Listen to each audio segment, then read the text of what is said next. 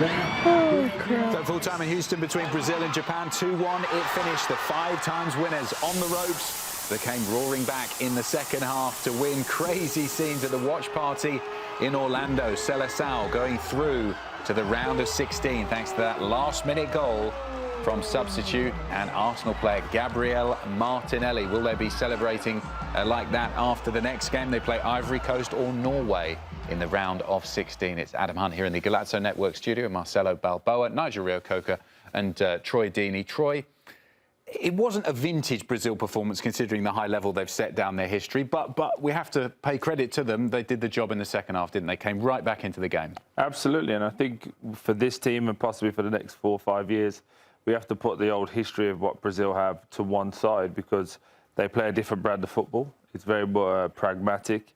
They make changes now, and we called it at half-time, and not to give ourselves a pat on the back too much, but it looked like a very simple game plan. Move from left to right, take your players on 1v1, but most importantly, put crosses in the box, make these Japanese defenders defend. And as soon as they did that, the goals came. Vinicius, as soon as they scored the goal, by the way, everyone then wanted the ball. So you just have to start saying, was there a pressure element there as well? Because Vinicius Jr., we never seen him until about the 60th minute. And as soon as we see him, he's nutmegging, he's going because he's trying to get the crowd up now because it's 1-1 and he feels he can be the hero. Ultimately, ended up being Martinelli. But it was a good game. Thought Japan held themselves well, and they'll be thinking, this will be the World Cup of what if for Japan. What if our players weren't injured and were fully fit? What if we was able to really have a strong depth squad to take this Brazil side on? Because Brazil looked average for today, for a large parts of it. I think, Nigel, Brazil knew that Japan were going to play quite defensive in the second half. In the end, that proved to be the way. They were going to try and hold on to a 1-0 win all the way through to the end. And Brazil ultimately, especially once they got the first goal, were able to find those gaps in the second half that they couldn't in the first half. Yeah, it's just to really add to what Troy said. He's right. They played with a lot more confidence in the second half. But from a nation like Brazil, that same confidence is what they should have started with in the first half. And you do wonder if there's an element of pressure now starting to build up and really are these players embracing the pressure or starting to really feel the pressure? Because the confidence they played with the second half is what we expect from Brazil in every single game, regardless of the opponents. But you don't want to take nothing away from Japan. I think Japan were fantastic in what they did. I don't question their approach. I think their approach was great because they're playing to the strengths that they have of the players that they have available. And if this was a Japan side with Matoma available and Endo available, I would say that just to the performance we saw from Brazil, I would have favoured Japan to go through if they had those quality players available. And for Japan now to make that kick to that next step, they need a few more Matomas, a few more players in the attacking sense that can take that game to the next level and get that goal and that real super threat, because that's all they were lacking. Brazil grew in confidence. They started to grind them down. They moved the ball quicker. They were doing the switch of play quicker and putting a lot more crosses in the box and creating chaos. And as much as you want to be defensively organised, you don't want to defend for 90 minutes. I don't care how good a defender you are. You do not want to defend for 90 minutes. There's times in the game where you want to rest with the ball. You're going to want to be brave on the ball and play and you know, slow it down a bit. It's not fun to defend for 90 minutes, no matter what level you play at. Cello, how close to, considering the squad they've got and the players they have on the pitch and then on the subs, how close to the top level was this for Brazil? You're still a long way off? No, listen, I think every team, when you get to this point, they feel the pressure. Okay, no matter who you are, you have that pressure. Brazil has the pressure to win the World Cup. And so they came out a little nervous. They came out a little tentative, which is normal in a game like this. But I would think they're pretty close to putting their best team out. I mean, the second half, to me, is a team that needs to start. That team came out with energy. They came out with movement. And that's what you want to see from Brazil. The first half of Brazil was almost like feeling, you know, the Japanese out, just trying to see what's going on. They got the goal scored against them. And the second half, I feel like we saw Brazil. A little bit more movement, Vinny going at people one-on-one. They, you know, Martinelli with a great, he's in position, he's in between the center back and the wing back to get the final goal. So I looked at this and I thought this was probably the best 45 minutes I've seen Brazil in this World Cup. OK, let's get some more insight from Brazil perspective. Speak to former Brazil midfielder Lucas Leiva. Lucas, great to chat to you. As Cello was saying there, obviously the expectation from Brazil, they've done it 5 times before, is to win the World Cup. Did that fill you with positivity, that performance? Yes, well, the pressure is really high and everybody expect that. I think first half, I agree with you all, what you said. I think it was the ball, they didn't move the ball quick enough. They didn't cross the ball and it was really difficult to break Japan defense. Second half, they came with a different approach, putting a lot of crosses in and with Hendrick coming on and Martinelli later on, I think it gave something extra to Brazil, but you know, I'm really excited. I'm sorry, guys. We scored the last minute goal, and of course, you know, it's a lot of things to be done yet. You know, still to win the World Cup, but you know, I think second half it was great from Brazil. Didn't concede much, and moved the ball quicker. So and it was clear that they needed to put some more crosses. Lucas, lovely to see you again and speak to you again, old chap. My question is this. What's the feeling like in Brazil when you talk about for me, I think there's still a lack of creativity in this Brazil side, real creativity from the old foundation of Brazilian football that we've seen. What's the feeling like amongst Brazilians?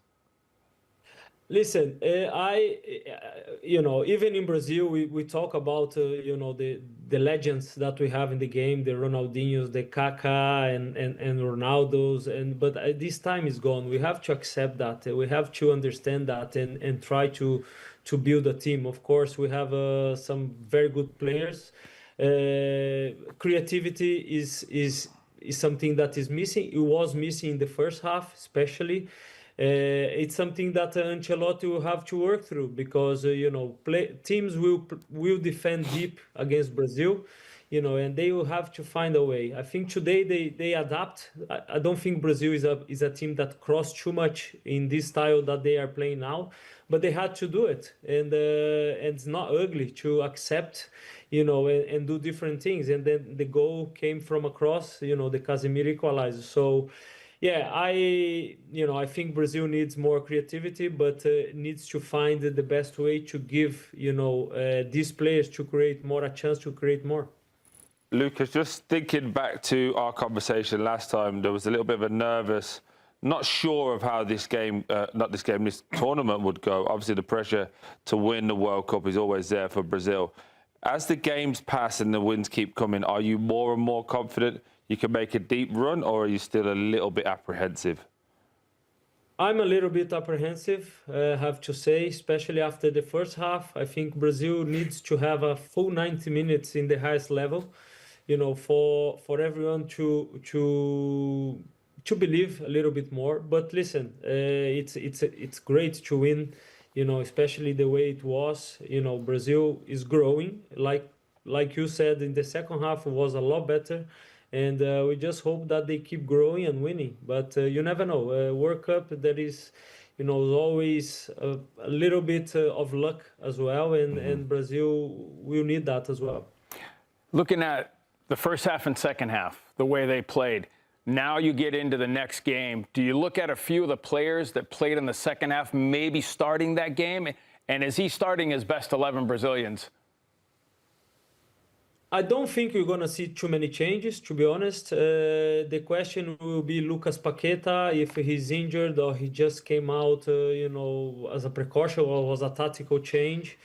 You know, I don't see Ancelotti changing a lot. Hendrick is always a big debate, should he start or not. You know, but thinking what Ancelotti is doing as well, he's trying to find a balance as well defensively. You know, so I don't see him making so many changes, but you're right. Martinelli and Hendrick, they had a great impact on the game.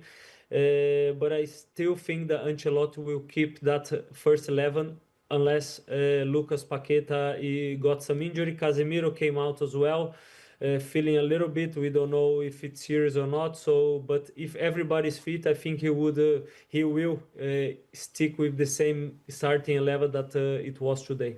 Lucas, one of the big talking points concerning Brazil coming into the tournament was the lack of an out-and-out striker, a number 9, apart from Igor Thiago, and he didn't play particularly well in the first game, did he, against Morocco?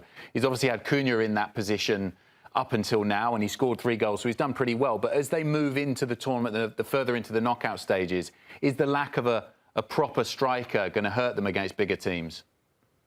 Like I said, you know, the times of Ronaldo, Adriano, and Romario are gone. So we need to find a solution. Cunha did pretty well against Scotland today. It was a different game. You know, they were playing really deep, so Cunha didn't find himself on the space that he wanted. I thought Igor Thiago would come on, you know, for the crosses, and Hendrick, of course, came on. You know, it's of course you would want, you know, a proper number 9, but it's not something that we can change now, you know. So we have just to go with what we have, and I think we have enough. They are fantastic players, but they are not Ronaldo, so they have to find a way to not rely on only 1 or 2 players. Just a quick one, Lucas, just moving this conversation forward. Who would you prefer to see Brazil play with the style of play? Ivory Coast or Norway? It's a good question. You know, I think Ivory Coast is a very dangerous team. They attack, you know, a lot. I think for Brazil style of play, Ivory Coast would suit more because it would be more an open game. And of course, Norway, you know, they have one of the best striker in the world, if not the best. So I would prefer Ivory Coast, but no disrespect with Ivory Coast. I just think the way they play, the style that would leave a little bit more space for Brazil to attack, and that's because we saw today that how difficult it was to break Japan. Yeah. Yeah, interesting comment. Great stuff, Lucas. Thanks so much. Right. We'll speak to you soon here on Galazzo Matchday 48 Nations. What do you think about that? I think he's right. I think he's absolutely right, yeah. He's talking about it tactically. He's talking about like the teams like Brazil, teams like England struggle against teams that sit in a low block and give you a load of the ball. Yeah. What he's saying is Ivory Coast, while they are very good, they play one way, which is attacking. We saw in the Germany game. They were very, very good. They were the better team in the Germany game, but just didn't handle the moments because it's still a young team. And they didn't handle those moments. Germany get the 2 goals late. They end up winning the game.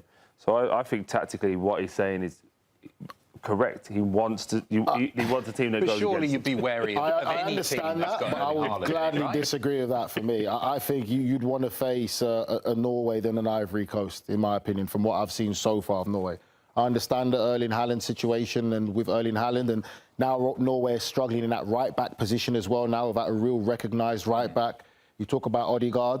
I think Ivory Coast are a way more dangerous opponent for Brazil, and especially Brazil. He's not stating I understand the tactical. I'm just saying, no, that's his opinion. It's fine. Yeah. But I would just say, for me, I think it would be better for Brazil to face a Norway than it is an Ivory Coast. Because Ivory Coast only lost that Germany game as well because they were I'm wasteful. going neutral. I think both teams at this stage of the game are going to be difficult to play against. You've got 2 different tactics. If you want, Ivory Coast could open it up, and with their pace, they could be very dangerous. Defending, not as great as the Japanese, but going forward, they could be a lot more dangerous. On the other hand, when you look at Norway, you're going to see a team that will drop off. They will. We saw it against Senegal. They dropped off. They defended. Holland dropped into the midfield. Play off Holland, he holds it up, he brings the midfield, then they finally attack. So I think both teams will be very difficult. There's not one or the other, and especially if Casemiro's hurt. You know, I mean, you're starting to look at injuries now. So I don't see any easy game because you saw how nervous Brazil played today, the first 45. That's the most, I guess, safest I could say I've seen them play in a while, not taking risks. The second half, it opened up more. So I feel that either one of those teams, they both have abilities that can beat Brazil, and that could be dangerous.